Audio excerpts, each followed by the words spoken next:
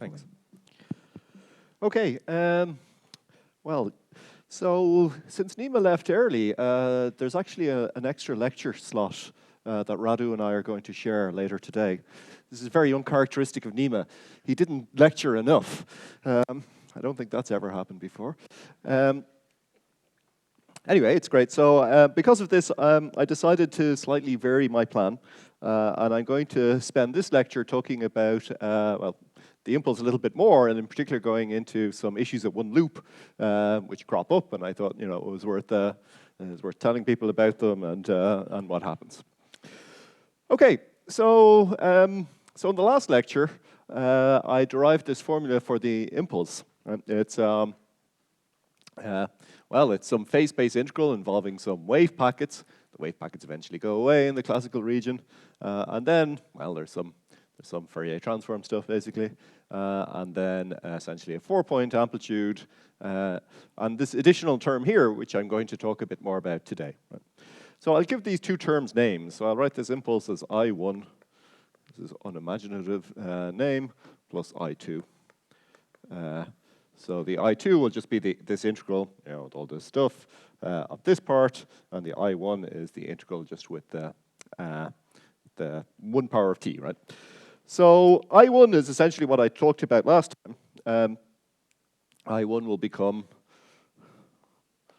you know, after a little bit of analysis, I1 is given by these double angle brackets. There's an integral d4q.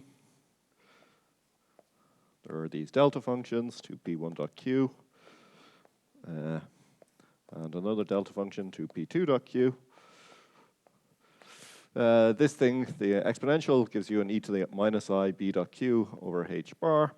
And from here, you just pick up a factor of I, a q mu, and the 4-point amplitude. Right? So in principle, that's the 4-point amplitude at any loop. Right? Yeah, leading order, you'll just get the tree. Next to leading order, there will be the 4-point, one loop, etc. And then I close these double angle brackets. Okay, so now I did a little bit of counting of h-bars the last time. So one thing you can do, you know, to get rid of the h-bar here is define a q-bar. So the q-bar is just defined to be q over h-bar, so it gets rid of that there. This becomes a q-bar, and you pick up a net power of h-bar cubed upstairs. Okay, now, so what's going to happen at one loop, right? So at next to leading order, NLO, we encounter the one loop amplitude. I don't know why I have a hyphen there. One loop amplitude. So now let's just have a look at the one loop amplitude, right? I mean, Radu already looked at a little bit about these things. So let me do something similar. So there will be diagrams like this of one loop. There's particle 1 coming in. Let's say there's a loop momentum L here, particle 2. So I'll have a P2, P1 plus L, P2 minus L. And I want to take this to be P1 plus Q. That's consistent with the conventions I took last time, which will give me all these signs as written. What really matters. P2 minus Q, and then coming along there has to be L minus Q. Okay, so if we just look inside what this diagram is going to be, there's going to be an integral over loop momentum. You know, there'll be a hat there. I'll have propagators for these messenger particles. You know, whether it's, you know, Yang, Mills, or gravity, or E&M, doesn't matter. You're going to get propagators like that. There'll be some numerator. And down here, I'll get more propagators, 2p1.l plus, say from there, L squared, 2p2.l minus L squared. Now, these numerators are going to be things like there'll be various dot products of P1, dot P2, at least dominantly. There'll be various dot products of P1s and, yeah. I mean, let me make this concrete and talk about the E&M case. So then, you know, these numerators will literally be, there'll be a P1.P2 here, will be the dominant thing. This one will be a P1.P2. Doesn't have a H bar in it, right? So let's just say there's P1 dot P2 squared plus blah, blah, blah up there. And then there will be a couple powers of charges, 4 powers of charges. So if I say my 2 particles of Q1 and Q2, and I just keep the E to make life easy, that's the thing that carries the H bars. Okay, so restoring H bars here, well, these powers of E come along with H bar squared. These Qs, I want to write those Qs as Q bars, right? That was what made life easy here. So well, let's remember what the relation is. Q bar is Q over H bar. So Q is H bar, Q bar, right? So if I make this a bar, well, it's convenient then to scale the loop momentum the same way. So the bar there, there, there. That will, I get a 4 powers of H bar from there. They'll cancel with 4 powers of H bar downstairs, right? So there's nothing, right? But these things give me powers of H bar. There'll be a H bar there, and then a H bar L bar squared. I'll pull out a H bar, right? So I'm going to get another 2 powers of H bar downstairs. Right, so, and that's it, that's the answer. So this one loop amplitude, counting powers of H bar scales like 1 over H bar to the 4th. Okay, then, big deal, whatever. The problem is, I've got 3 powers of H bar upstairs in my observable. Well, this is the bad news that Radu alluded to in his lecture. So something has to happen here. There is, an excessive number of inverse powers of H bar. I'm supposed to be computing an observable. I made some song and dance about how the observable was going to be well defined in classical mechanics and quantum field theory. It is very bad if you get an observable in classical mechanics, which is order 1 over H bar, right? So, well, the resolution to this is straightforward. Of course, we're computing an observable. I've just looked at one Feynman diagram in one term. There can be cancellations, right? Very frequently there are cancellations when you're performing computations, particularly if you just look at a given Feynman diagram.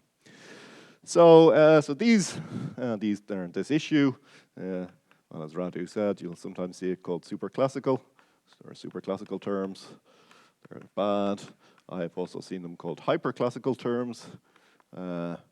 These are all very fancy or exciting sounding words for something that's quite bad, and it's really just a technical problem, right? Maybe it's more hygienic to call them singular. It's just some singular stuff. Okay, now, so they are, however, a signature that one needs to be careful, right? So what you really have to do to get the right answers out of this thing is do a Laurent expansion in H bar, right? You receive H bars in various places and expand in them, and in the end of the day, everything is going to work out just fine, right? But you do need to be careful. In particular, you need to worry about what I mean by these delta functions, right? These delta functions really started out life as being delta functions of 2p1.q plus q squared, and that one. So that one was a 2p1.q plus q squared. This one is 2p.q minus q squared. So, so really what I mean by these double angle brackets is that everywhere you work, you consistently Laurent expand in H bar. You use the correct delta functions everywhere. When the H bars have cancelled, then you can throw away, well, then you can just treat the delta functions really like this, forgetting about H bar corrections. Because I've cancelled. And finally replace the momenta with their classical expectation values. Okay, now, yeah, so I'm going to discuss this cancellation here. So this cancellation of these terms involves, so it involves both I1 and I2. So this gives me a chance to talk about I2. So here to make it clear, I'm going to restrict to one loop and spinless.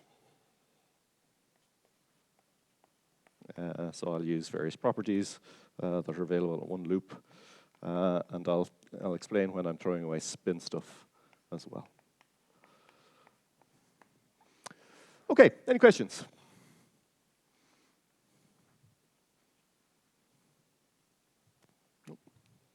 Well, maybe one thing I should say is I tend to, when I'm thinking about these things, I tend to count powers of h bar because, I don't know, that's just a habit I picked up.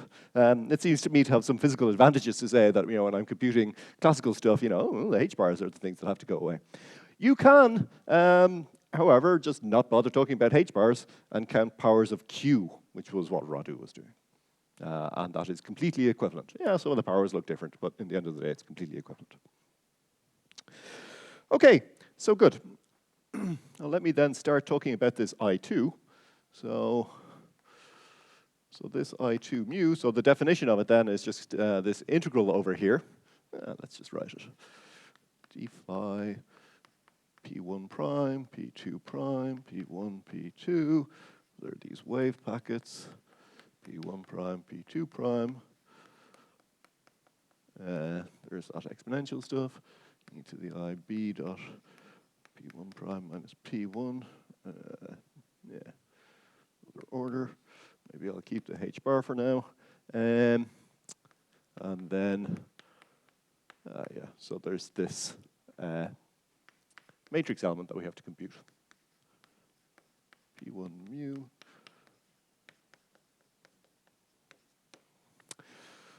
Okay, so excellent. So the first thing I'm going to do is insert a complete set of states in here, right? So here I will write this thing as an integral d phi p tilde 1, p tilde 2. So these are just labels for states. Right, so just inserting that there between the t dagger and the t. Now, this is a complete set of states at one loop, right? So it's not really a complete set of states. I'm just putting in the notion that the particles propagating in the middle here have to be the massive particles. So this is consistent with performing a one-loop computation, where, well, I have the picture over here. I have my two particles coming in, I exchange some stuff, the two particles continue through the diagram, there's some other messenger running around in there. If I were to put, so this is, these are my p tildes, these intermediate states here. If I were to put another messenger in that set of states, I would generate a two-loop diagram, or three-loop or more. Right? So one loop, I can just forget about anything else propagating in here other than my massive particles. Okay, so now we have six p's in our phase space integral, and we've got to simplify them all a little bit. So I will do that following logic very much like before. So we'll label our particles like this. That means that I'm going to, I'm going to fish out of this this matrix element a delta function, setting p1 plus p2 equal to p1 prime plus p2 prime, and then I'll do the integral over p2 prime. Then I'll, just relabel the integral over p1 prime to an integral over q. So I'll be left with a d phi integral for particles 1 and 2. There will be these wave packets. They'll simplify exactly as before, so it'll just be their norm square. I'll have an integral over the q.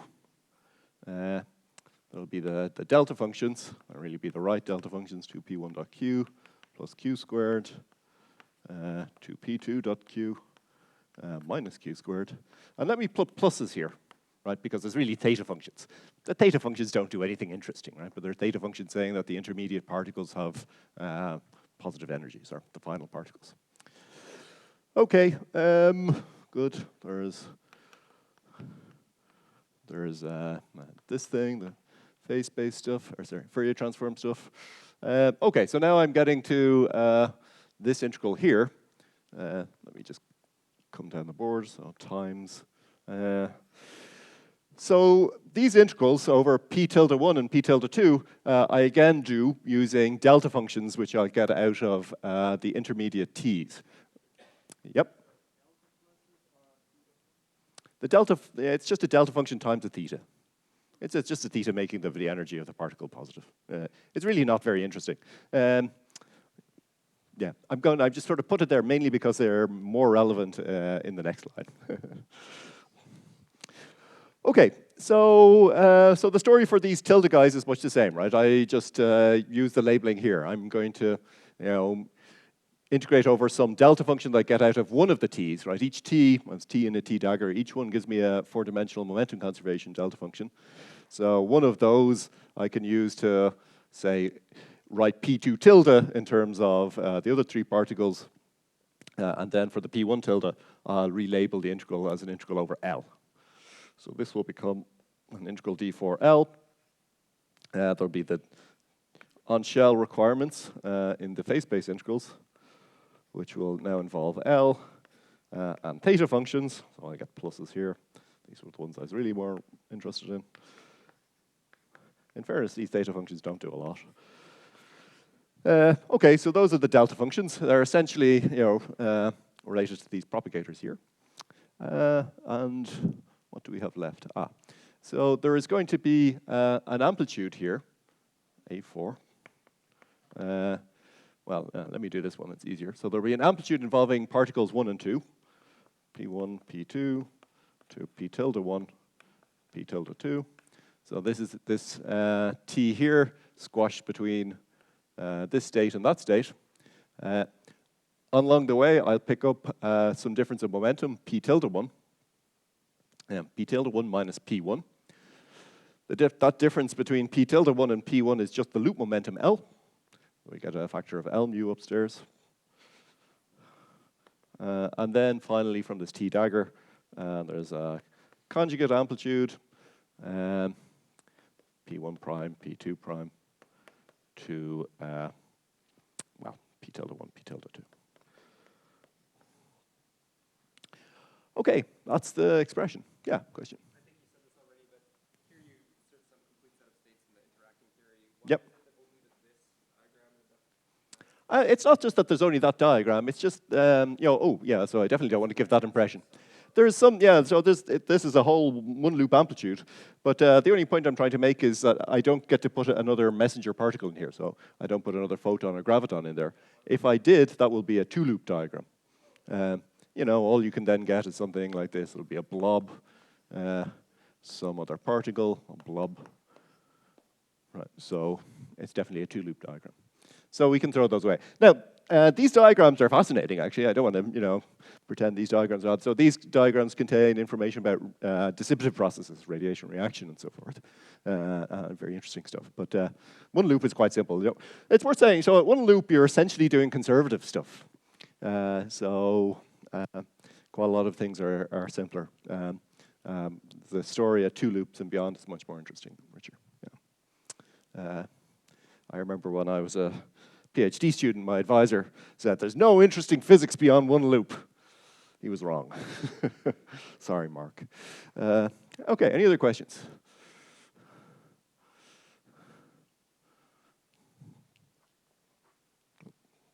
Okay. Okay, so excellent. So now I want to, talk a bit about this integral here and maybe simplify it. Maybe it's worth discussing the h bars here again, just to see that they can talk to these powers of h bar over here. So the problem at one loop, or the apparent problem, is this I1 has terms that have a 1 over h bar in the end of the day. There was 4 powers of h bar there, 3 there. So the net problem was there's one too many downstairs. So here, this is a 4-point amplitude. 4-point amplitudes at tree level have 1 over h bar cubed, right? That was working for us in the last lecture. 1 over h bar cubed there, cancelled. So these guys give 6 powers of h bar downstairs. So I explained that it's good to count the loop momentum as order h bar. It simplifies things. So that's got a h bar upstairs there.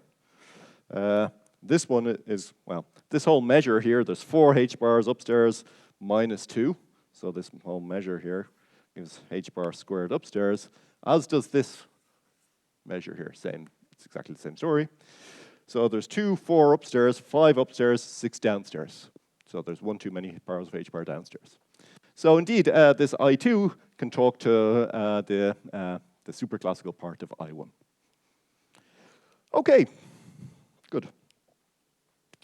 Now, so in order to see that these things start to talk to one another, there's a very clever way and very nice way of doing it. Now, in order to do that, in order to simplify this, what I'm going to do is start mucking around with this L mu here. The simplifications arise because some of the integrals that we're going to encounter, or that we could encounter, vanish. So there are some terms I get to throw away. So I'm just going to spend a little moment now talking about the integrals that can appear, and some of them that we can dump. There's some vanishing integrals. So.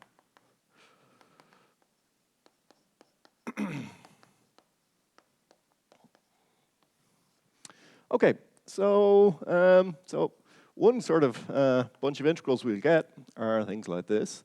So there can be various numerators over L squared, L minus Q squared. Well, we'll get these factors of P1.L and P2.L, so propagators like this. Now, since this term here is H bar suppressed relative to that, I can Laurent expand it, right? So just Taylor expand in this guy, and Taylor expand in those guys. So I might as well just think of my massive propagators as being to P1.L to P2.L. Right? They could come to various powers. That's not really going to make a big difference to us, right? I could have 2, 3, 4, whatever powers there because, because you're going to do a Laurent expansion of these things. Right? It'll generate higher powers. Now, if this numerator happened to involve L squared, so in other words, it happens to cancel that messenger propagator, well, then the integral would be, obviously you're going to have L minus Q squared to P1.L to P2.L. But I could then define L prime to be L minus Q. And if I do that, this propagator will be, this one here will just become an L squared. This one here, well, the difference between L and L prime involves Q. P1.Q is 0, right? At least I'm going to treat it as 0 here. So really, P2.Q is 0. If there was P1.Q non-zeros, I'd just expand them, right? So here we can just treat these as these P2.Qs as 0. So we'll get 2P1.L prime, 2P2.L prime. Right? Now the point about this is the integral is independent of Q.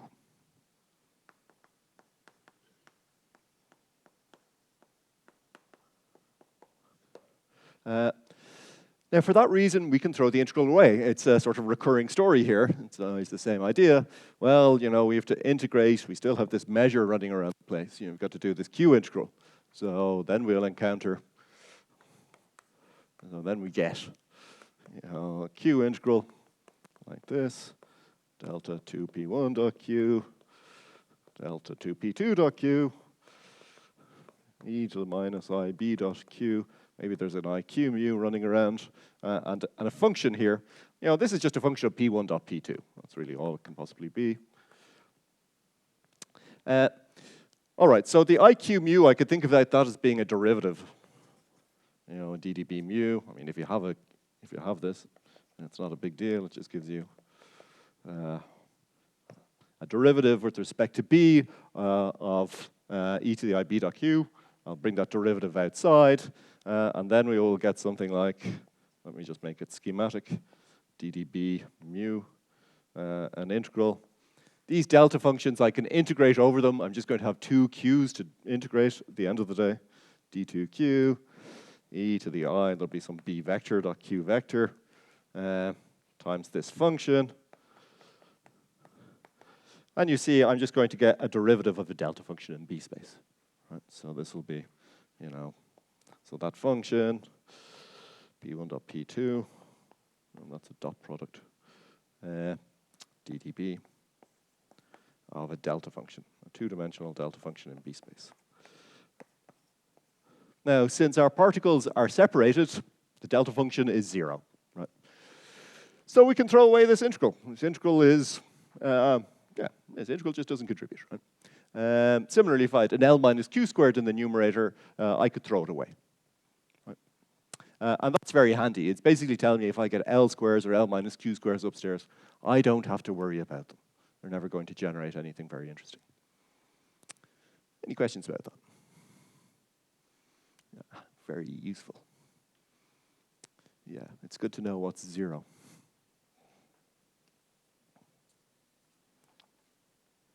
Okay, yeah, any questions? See various people looking puzzled at this. It's uncomfortable. Yeah, excellent.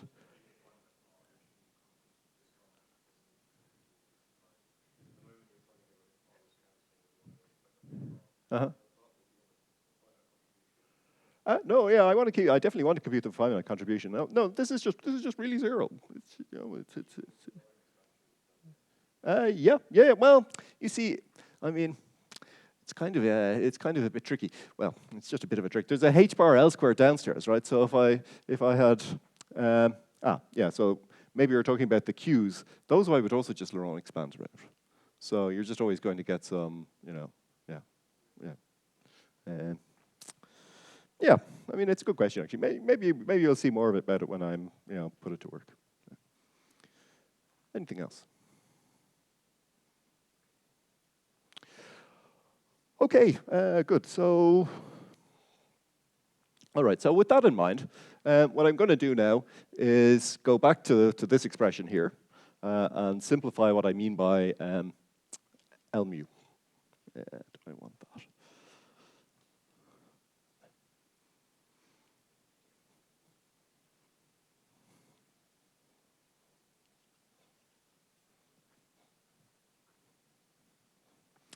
Okay, so very good. So under this integral sign, I'm going to expand L mu on the basis of vectors.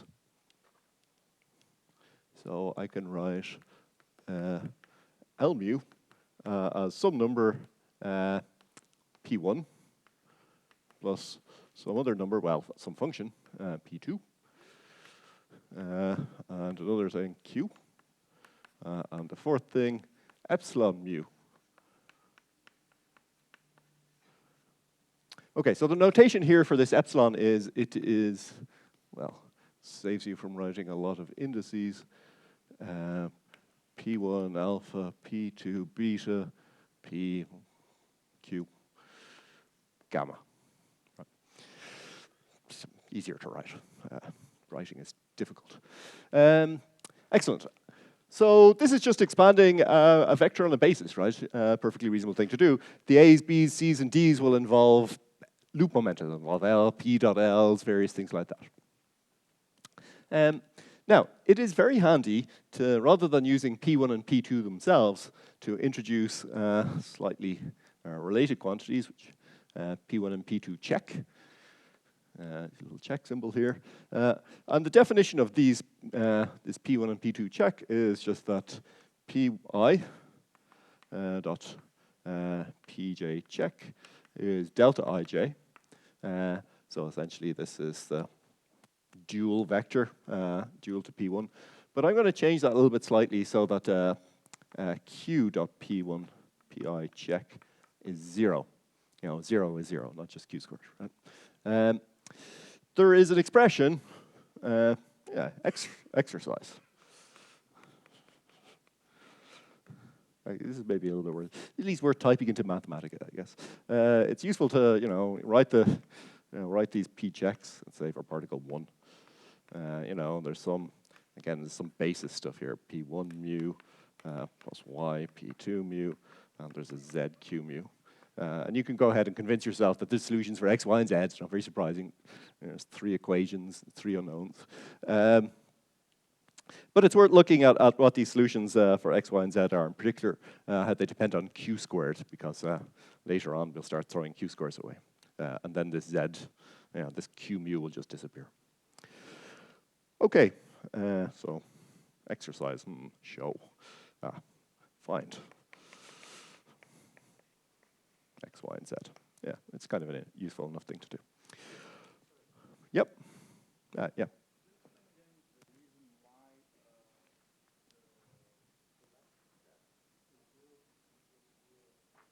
Here? Just because B is never 0. delta of non-zero, delta of 5. You know, it's, yeah, nothing. Yeah, just for that reason. Yeah, yeah. Excellent. Good.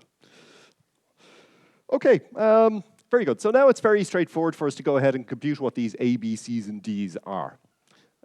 Oh, what? Yep. Yeah, you know, keep going. Huh? Photon collision. I'm not colliding photons. Hmm? Oh, frontal. Oh, I'm sorry. Well, that's not classical. That's why, yeah, you know, I mean, that's what we do at the LHC.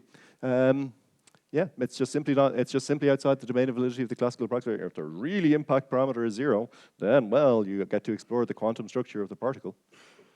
Or I mean, put it.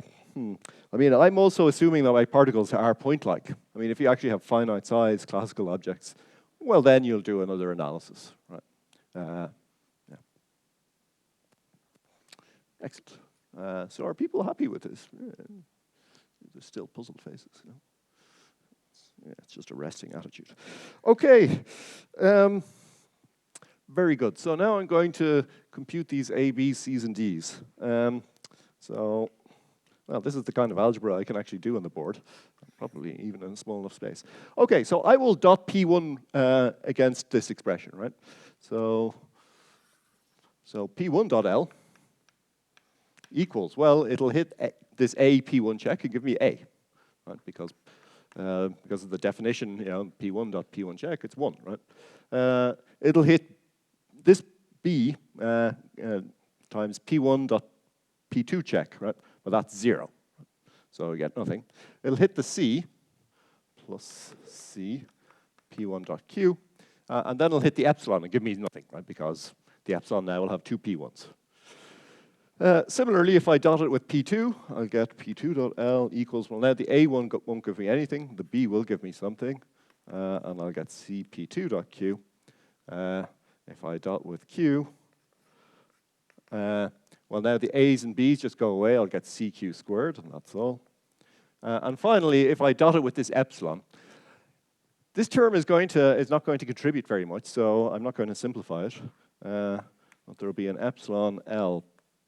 Yeah, so what I'll do is dot by epsilon P1, P2, Q on both sides equals D times this epsilon squared.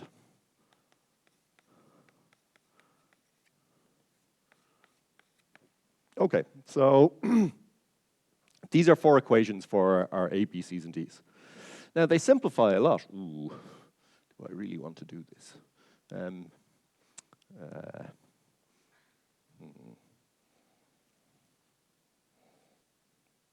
Maybe I'll try and keep this. Sorry, I will move over here.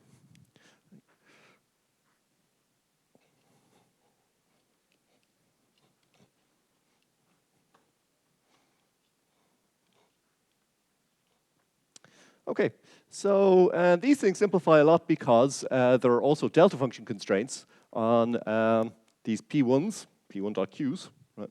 Actually, maybe it's even worth, well, let me write this over here. So, but P1.Q is minus a half Q squared. P2.Q is plus a half Q squared, right? Because of those delta function constraints over there. Also, there are delta function constraints on the P1.Ls, right? So P1.L is minus a half L squared. P2.L is plus a half L squared. All right, so therefore, well, I mean, I might as well solve for my Q. Well, you know. Yeah, okay, so therefore, let's do this. Let me start with the Q. So the C is 1 over Q squared, Q dot L.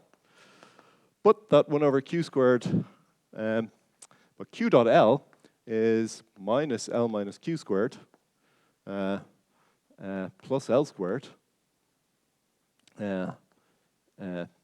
plus Q squared a half.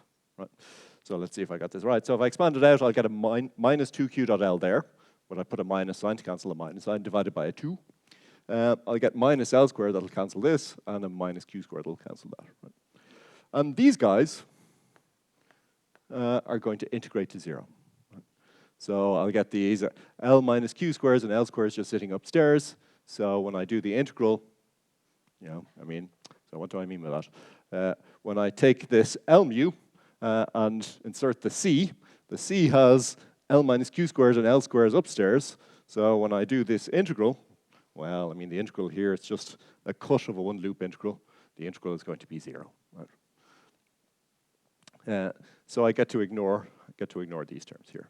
So the C is a half plus stuff that integrates to 0. Let's write it like that. Okay. So great. So then I can easily solve for the A's and the B's.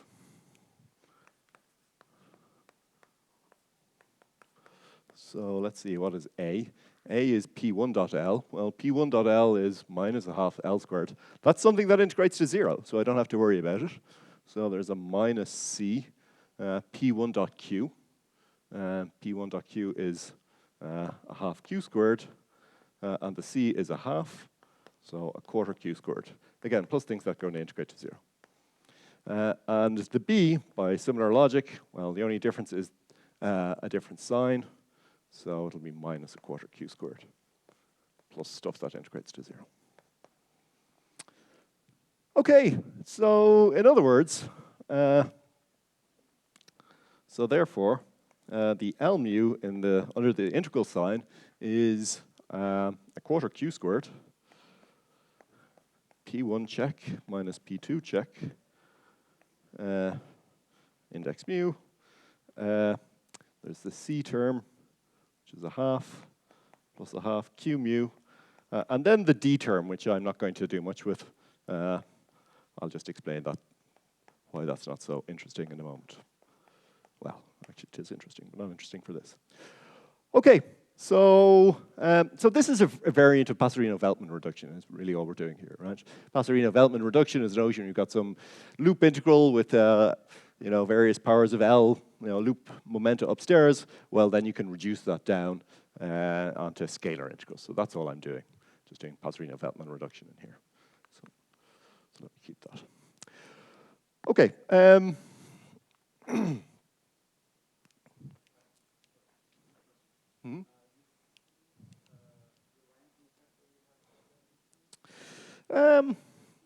Yeah. Oh, I see, you're talking about Tim. Yeah, that's right. I'm being quite sneaky and not regulating anything. Yeah. Good question, I guess. Well, there will be another spurious vector.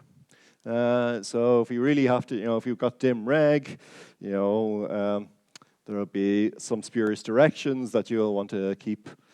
They're going to integrate to 0 in this context. Well, often what people will do is write the d-dimensional integral as a 4-dimensional integral and then an integral over the minus 2 epsilon dimensions. Yeah, well, those minus 2 epsilon dimensions you can trade for integrals over some mu parameter. So that's essentially some other mass. Well, I would probably do this for the 4-dimensional part and then keep the mu integrals. Yeah, the minus 2 epsilon dimensions. That's probably what I would do. Here, it's definitely not going to be a big deal. But yeah, that's true. I'm being slightly sneaky about the regulator. I could also use a cutoff regulator. Maybe at least. Okay, any other questions?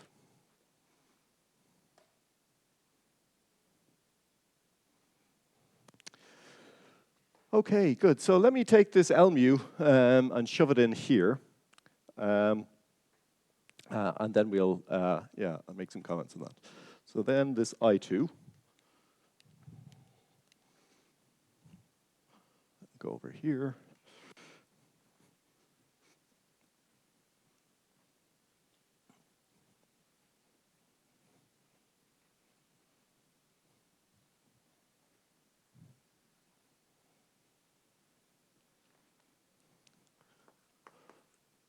So our I2 integral will be, well, there's basically these double angle brackets. which are going to take care of this stuff here. I'll have my integral with respect to q. I guess we have to be a little bit careful about these delta functions there. Let me just suppress them for now. There are these integrals, integral d4L, and these maybe I won't suppress, so 2p1.L, there's a hat, plus L squared, delta plus 2p2.L, minus L squared, and then, so our L mu now is just a quarter q squared, p check 1 mu minus p check 2 mu, plus a half q mu. And then there's this epsilon term. So let me write something about this last term. It involves epsilon L p1 p2 q over this vector squared, which is L independent, times epsilon mu p1 p2 q. And all of that is multiplying a 4-point amplitude star and a 4-point amplitude. Trees. These are both trees. Okay, now one comment is this term here, so something nice has happened with this term. What's nice is that before I was counting powers of h bar, all of this thing was the L mu. It counted as h bar. It seemed to count all as h bar, right? However, q squared counts as h bar squared. So this term is manifestly suppressed by 1 power of h bar. It's already got classical scaling. Right? So there's sort of there's in a sense a cancellation here already. This term has scales as h bar, so we have to worry about that. So this still has some singular part, which is good because I wanted to talk to my I1, which I've probably inconveniently erased. This term is going to integrate to 0. So why does this term integrate to 0? It integrates to 0 because these amplitudes depend on P1, P2, and Q. Right? So let's think about this integral. Or there's an integral here. It involves P1, P2, Q. There's Q's in here. And no other vector. Right? So the integral over L, this L is carrying some Lorentz index. It's got to be written, the final integral has got to involve a linear combination of the directions P1, P2, and Q. So when I put that into this epsilon, I'm going to get 0. So this whole thing just integrates to 0. So here I'm putting in spinless. If you have spins in your problem, well, then there are other directions. And it won't integrate to 0. It actually integrates to non-zero. But in the spinless case, this just goes away. So all that's left then is this term and this term, right? Okay, now at this point, it is useful to use unitarity. So unitarity of the S matrix. So unitarity is just 1 minus IT dagger. 1 plus IT is 1. So that is the same as the statement that minus I, T minus T dagger, is T dagger T. Okay, so this is essentially the imaginary part of amplitudes is an integral over a product of amplitudes, right? But more specifically, this is really twice the imaginary part of an amplitude, right? T minus T dagger, right? Minus I. It is twice the imaginary part. So now, so this tells me that A, imaginary part of A, 4-point amplitude, 1 loop, equals. Well, the integral, the on-shell integral, is precisely got this measure. It's precisely the same measure as this. So it's integral d4L. Let me see, there's the 2 deltas. Precisely these 2 deltas. A4 star 3. A4 tree. And really, those stars don't matter either at tree level. Okay, so now I can use this in this term here, and indeed in this term here. You see, I've got rid of all of the L mu. That's sort of the glory of this step. I had an L mu before, that was a bit weird. Now I've got rid of the L mu, and all I have are things that come out of this L integral, so I can recast this whole integral as twice the imaginary part of a one-loop amplitude. Okay, so now let's put it together.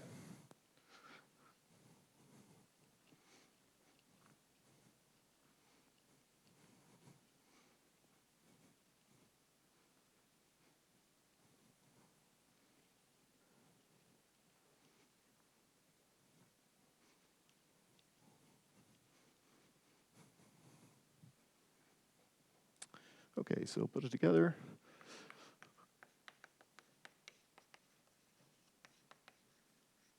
So the delta P is going to be, well, double angle brackets, integral d4q.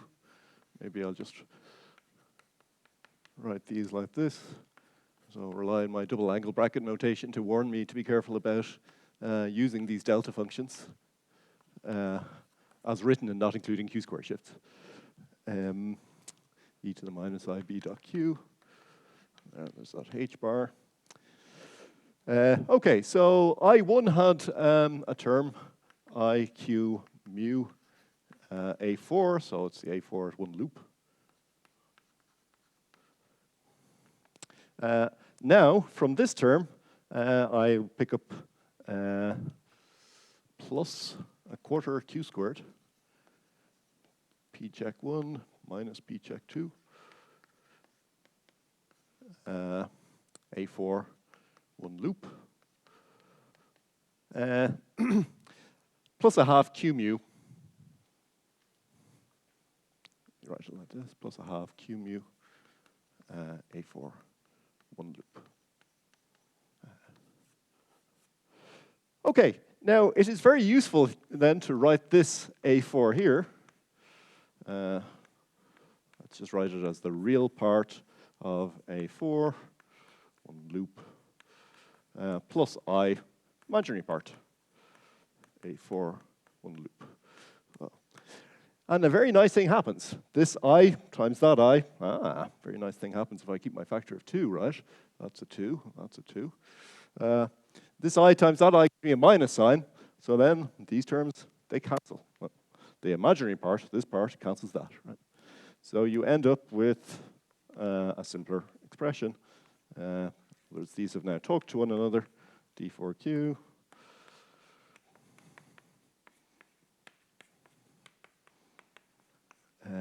e to the minus I b dot q over h bar. So IQ mu, real part of the 4-point amplitude, is what's left from these two terms, plus a half q squared, p1 check mu minus p2 check mu times, oh, that should have been the imaginary part, sorry. Both of these are imaginary, sorry. Imaginary part.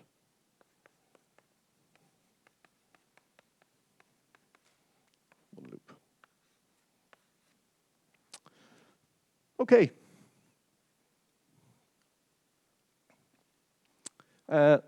Okay, so now this term here, as I said before, has classical scaling. So that means in particular that these p checks you can simplify a little. I mean, if you do that exercise of mine, you'll find that the term involving q mu in the definition of p checks just goes away once you can drop, because it's suppressed base. There's a q squared running around here, and there's other q's multiplying the q mu. So you can forget about that term. So this term has manifest classical scaling. This one here, well, what about this term? This term is, maybe it's not obvious that this is classical scaling. Actually, it does. So our cancellation here of h bars is already complete. But to see that, we have to look at how to compute. How can I cook up an expression for the real part of A4?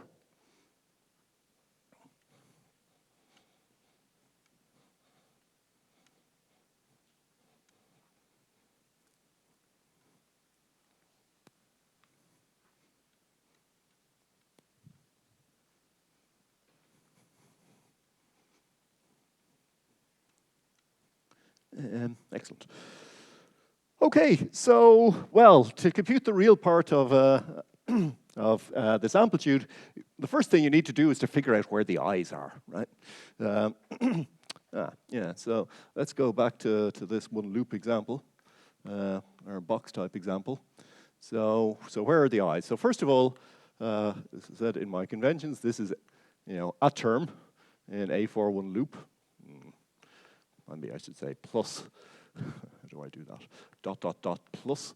That is A for one loop. So there's an I multiplying the whole thing, right? Now, so just counting powers of I, well, there's I's every time we see a propagator. So there's 4 I's because there are 4 propagators. There's also I's every time you see a vertex. There's 4 I's every time you see a vertex, right? There are no other I's except the I's in the propagators, right? So this thing is going to be some numerators over propagators. And all of those I's have cancelled. That's sort of a first observation. In other words, the whole thing, well, there's an integral. Maybe I should write it in as an integral. So the whole thing is minus I times an integral. Right? A for one loop is minus I times an integral. So now, the other places where there are I's are in the propagators. So we'll use this expression that Radu wrote. So this difference here is, well, the principal value of 1 over x, let's say PV, plus I pi, plus 2 I pi, memory serves, delta of x. So therefore, any propagator that we encounter, p squared minus m squared, so that's the I epsilon, the Feynman I epsilon. I am also in mostly minus metrics, by the way. So I can symmetrize over the 1 over x cancelled. What? The principal value, the 1 over x cancels. That seems like an odd thing to say to me. You either write one term or write something minus something, the principal value cancels, right? Oh, sorry, you're right. Thank you. Yes. I think what I wanted to write is probably, yes, I think I want to write this. Excellent. And then I want to write this thing as a half the symmetric part. Thank you. Which is the principal value. Minus I epsilon. And then a half the difference, which is going to be this. Plus I epsilon minus 1 over p squared minus m squared minus I epsilon. Okay, so in other words, this thing, so this thing here, which is essentially real, right, it has the i's in a symmetric manner, is the principal value of 1 over p squared minus m squared. And this part, which is has the I. So the sign has changed, so I've got a minus I. There's a half, and then I can write that as delta hat, p squared minus m squared. Okay, so this is a way of making all of the i's explicit, right? So the whole amplitude, the whole one loop amplitude has a minus I multiplying it, and then there will be various propagators which have real parts and parts which have i's. Right? So to get something real, I have to get an odd number of i's out of my propagators. Right? So now, it's a one loop amplitude. It's a one loop 4-point amplitude. I have at most 4 propagators. Right? So 4 propagators is going to give me something imaginary. I throw it away for 4 delta functions, I'm trying to say. So if I fish out delta functions out of this, if I fish out 4, that's imaginary. If I fish out 2, that's imaginary. If I fish out 3, well, that's not going to give you anything interesting. So suppose I set these 3 propagators on shell, and this delta function just sets things on shell. So now what you've done is you've picked a corner here with 3 propagators meeting. That's a 3-point amplitude, and 3-point amplitudes only go on shell in 2-2 signature, right? Or for real kinematics or something. So, sorry, for complex kinematics. So here I've got everything real, so all of those 3-point amplitudes, they can't go on shell, that's 0. So the net result is you can only fish out 1 delta function from the propagators. That's what the real part does. It allows you to cut one propagator.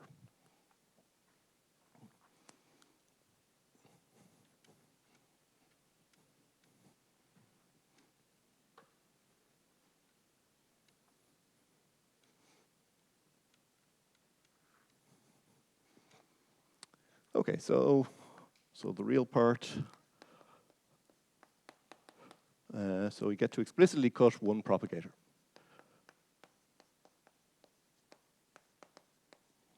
Now, so the kind of diagrams that you can compute then are things like this.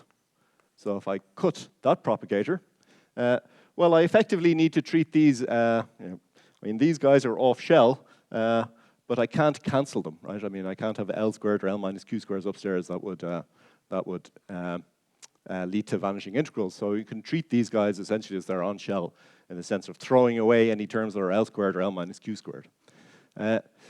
So what this means is this isolates, the things that contribute here are, in the sense of generalized unitarity, involve two 3-point amplitudes. There's that problem again, and a 4-point, right, a Compton.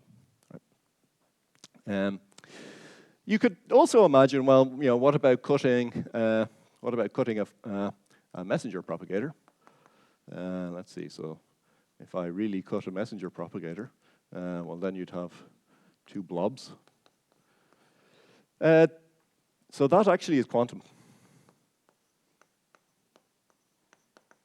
So one way to see it, well, one way to see it is to do a computation. What happens is that when this messenger is on shell, you can exploit gauge invariance to choose a nice gauge, and then you can do a power counting to see that it really is quantum. Another way of seeing it is maybe more physically motivated. These impulses, I'm talking about, particularly at this order, are purely conservative, so you're really scattering off a potential of some sort. The modes that mediate the interaction then have to be potential modes, and potential modes aren't on shell. Right? So those potential modes are things that have 0 in the time component and 3 spatial, or well, some number of spatial components. They never go on shell. So that's another way of seeing that these things don't contribute.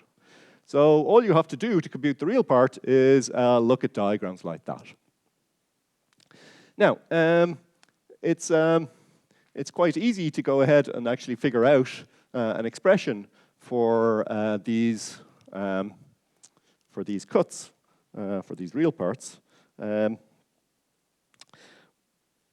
not, well, yeah, I might relegate that to an exercise. I'll probably give you some of the answers. But what we're, first of all, mainly concerned about is the H-bar scaling. So to do that, let me just figure out what this Compton amplitude is and what it's scaling with H-bar. Right? So we need the Compton.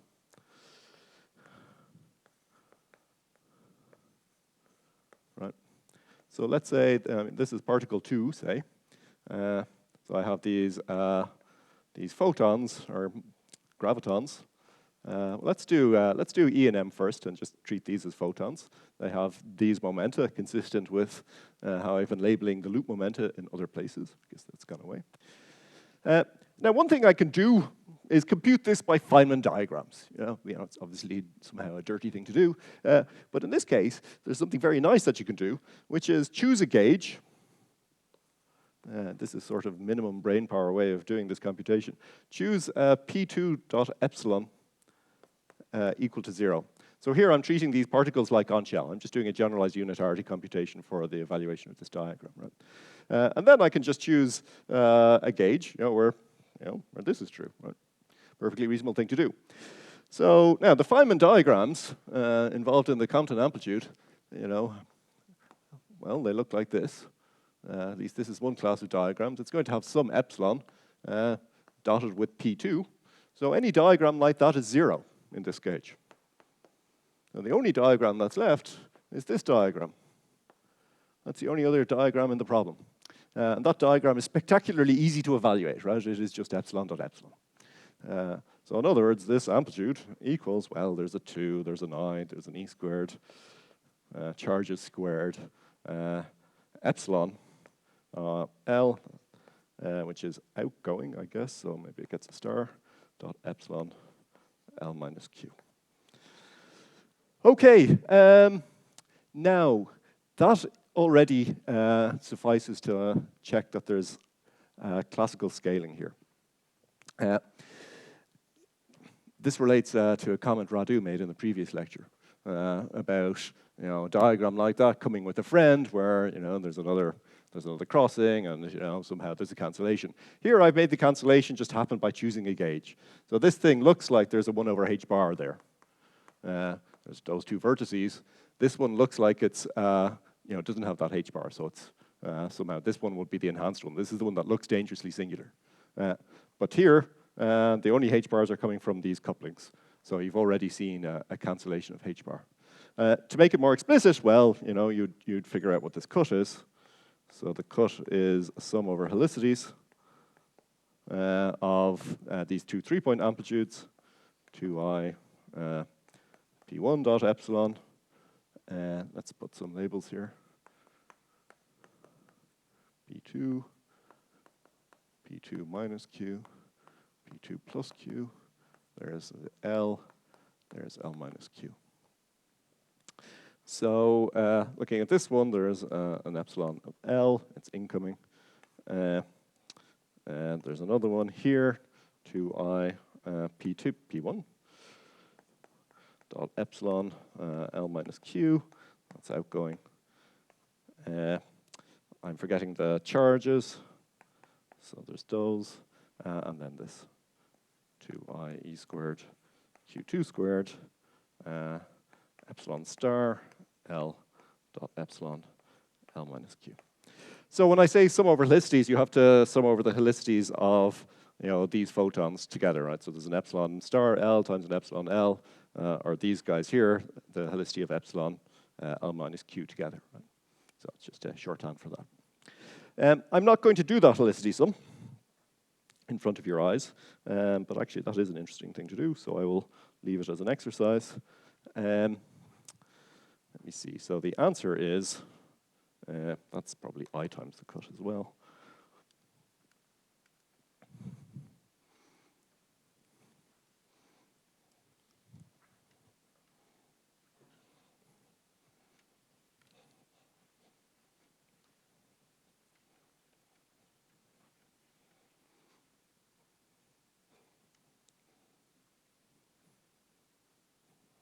Yeah, so the answer is, let me see.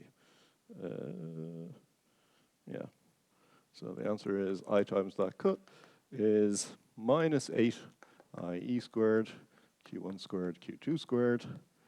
And then there's two terms. There's a term with the mass, and then there's this term here, which involves L dot L minus Q. Okay, so well, maybe I should write exercise.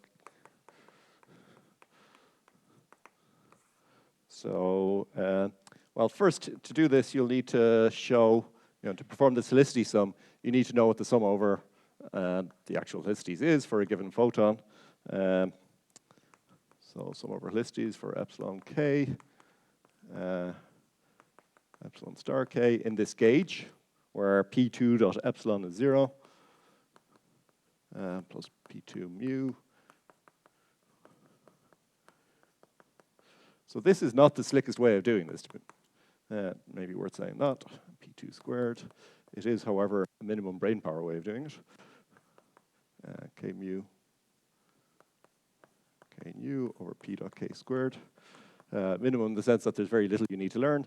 That computation's easy, that's easy to check this. And then to do the helicity sum.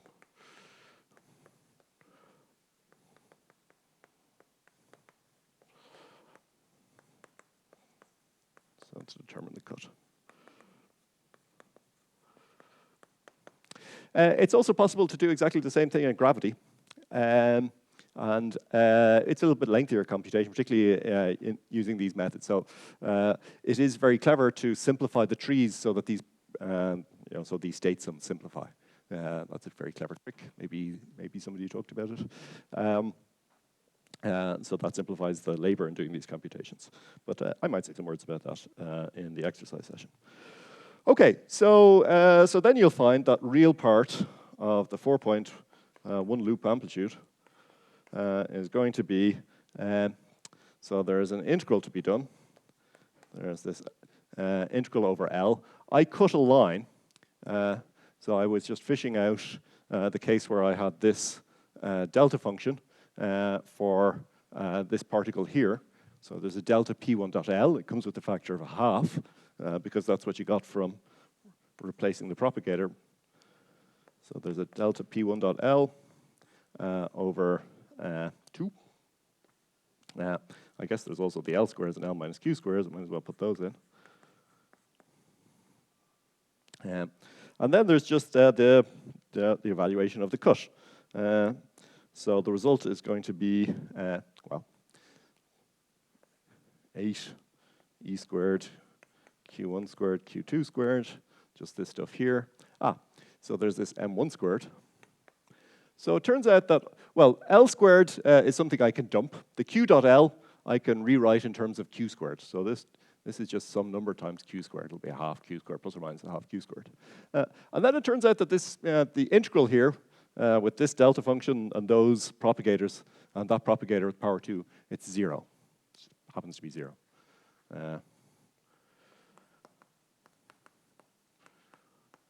So it's 0 in 4 dimensions. That happens by an IBP. Well, at least that's one way I know to show that that integral is 0 is to use IBPs. So this is it, up to a sign. And I have the same sign. Okay. Now, okay, so H-bar scaling. So there's, well, before here, there's this L squared and L minus Q squares downstairs. So those cancel. So there's a 1 over H-bar from here and 2 powers of 1 over H-bar from there. So this thing goes like 1 over H-bar cubed.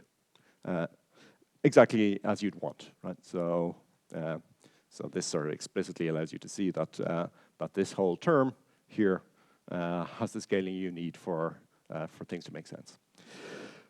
The real cancellation, though, as I said, happened here.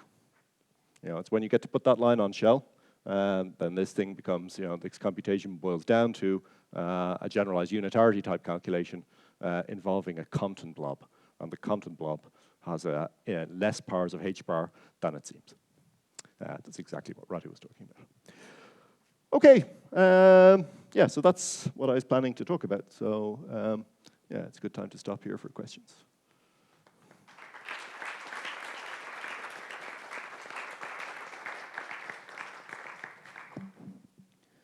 Questions? Yes.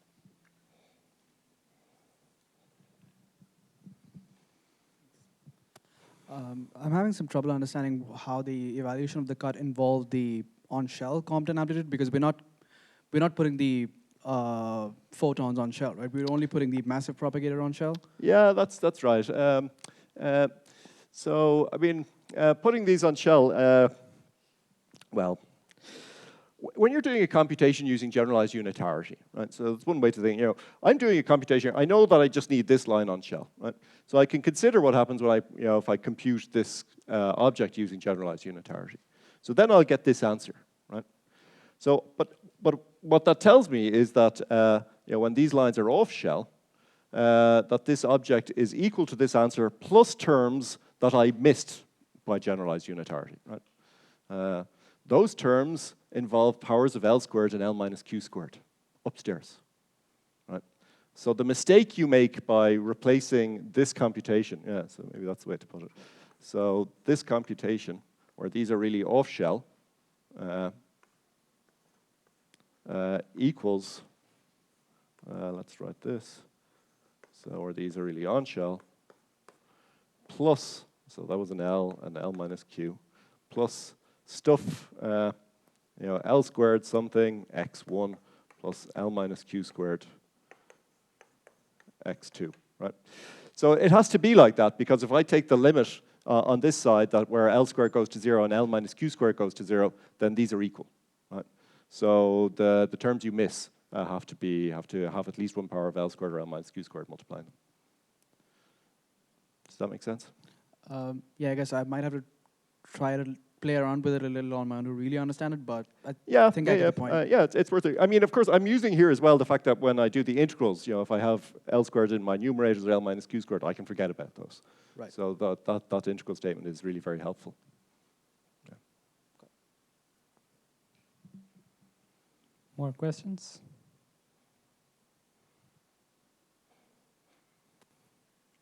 I don't see anyone, so that's... Oh, there's one there, Yep. sorry. Can you please wait for the microphone so Go. everyone can hear? Yeah, can you explain again why when you do this second unitarity cut, or this unitary cut here, it's not in conflict with this statement you made earlier about only being able to cut one propagator? Yeah. So this statement is a statement about, if I'm doing a computation with real kinematics, so I really have a loop integral. And here I was really computing a loop integral, right? So if you really have a loop integral, you have D4L, and you put in, these three delta functions, delta 1, delta 2, delta 3. Well, then that forces this vertex here to be on shell, and that is going to be 0 because there's no solution, basically no solution to these delta function constraints for, well, it's really these two here, right, in real kinematics. However, here, that's not what I'm doing, right? Here I'm computing the numerator where I've just put this one propagator on shell, okay? That's what I want to do. However, I can do that computation using generalized unitarity, right? By saying, well, this thing must equal the case where I've cut these things, plus terms that you miss by generalized unitarity. So this computation, if you want to think about it like this, this is being performed in principle with complex kinematics. There are these terms that I throw away, and then I go back to real kinematics. So here I'm just identifying a numerator. I know the integral won't be 0, so I don't have to throw it away. Does that make sense? It's yeah. So here I'm just trying to construct the numerator of a loop integral. So at the end of the day, I have that loop integral to do over here, right? And actually, yeah, I meant to say, well, maybe I'll say it later on. It's fun to do that loop integral. It's very straightforward. And it's finite, so you don't have to worry about d-dimensions. Any further questions? Okay, then let's thank Donal again.